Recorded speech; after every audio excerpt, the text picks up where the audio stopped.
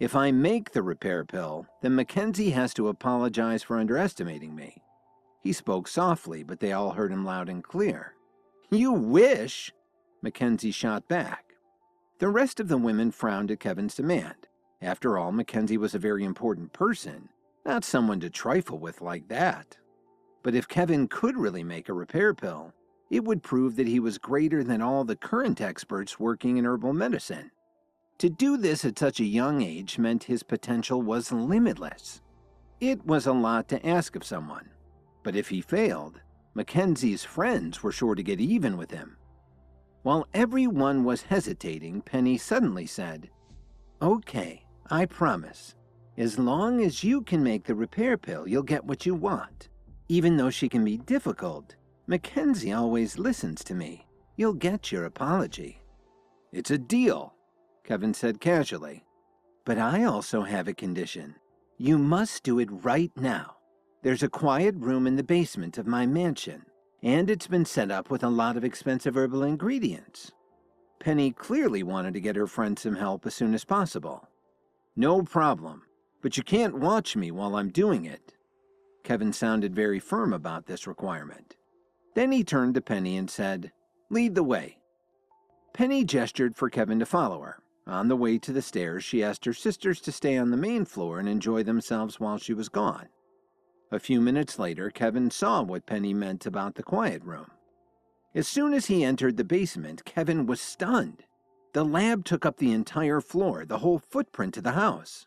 There were loads of medicinal materials on the mahogany shelves along the walls, and there was a large bronze bowl with a burner set up in the middle of the room. Wow, Penny really prepared for this. I wonder if she wants to learn to be an herbalist too, Kevin thought to himself.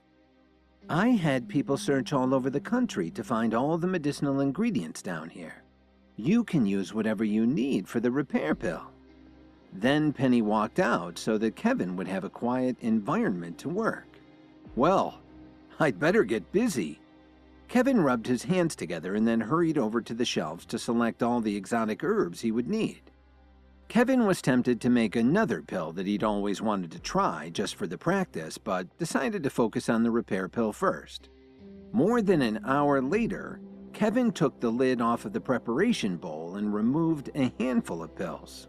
Yes, these look good to me. Kevin proudly looked at the pills he'd just made and grinned broadly.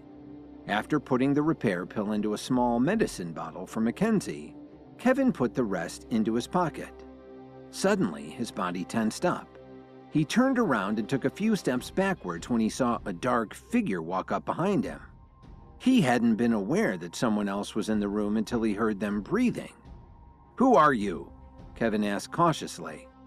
The person seemed dangerous and Kevin had been caught a little off guard.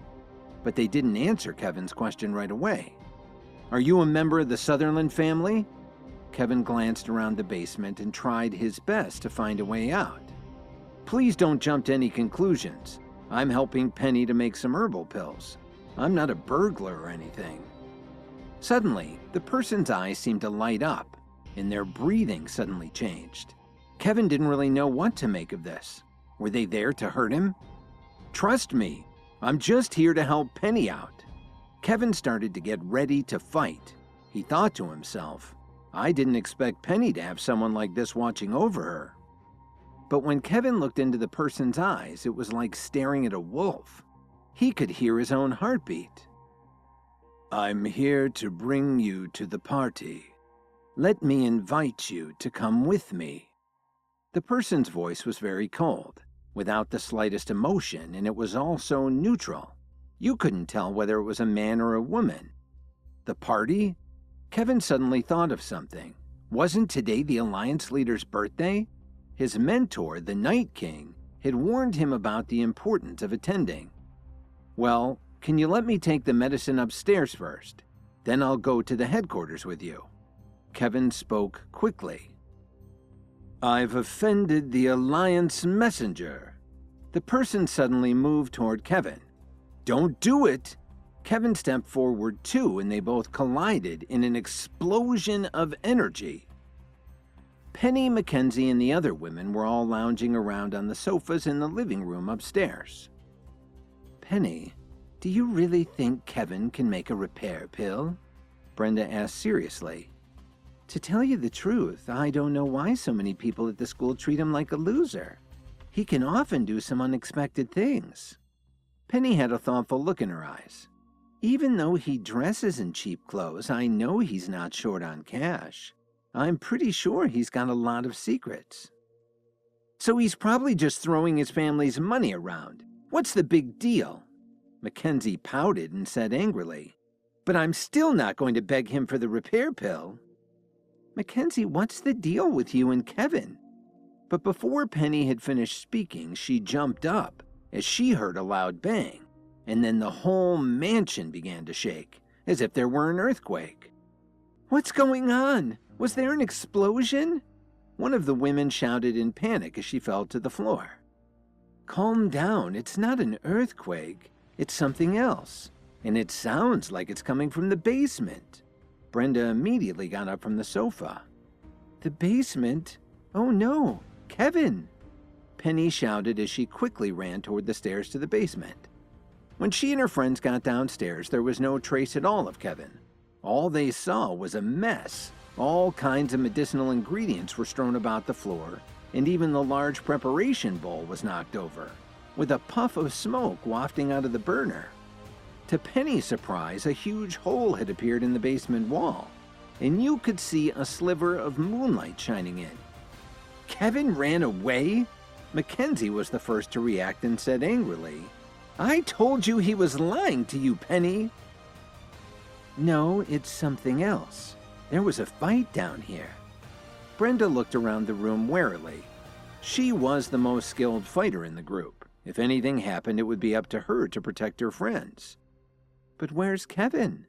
Penny thought to herself.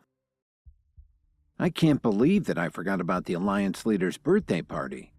Kevin told himself as he sat next to the mysterious Alliance member in an unmarked car.